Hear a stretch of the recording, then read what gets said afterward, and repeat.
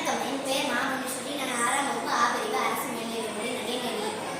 தன்னிகரில்லா பெருமலைவர், படிக்காத மேலை, கல்வி கற்றிருந்தவர், தென்னாட்டு காந்தி, தமிழர் பொற்கால ஆட்சியை நடத்தி காட்டியவர் மன கர்ம வீரர் காமராஜரை பற்றி பேச வந்திருக்கிறார்.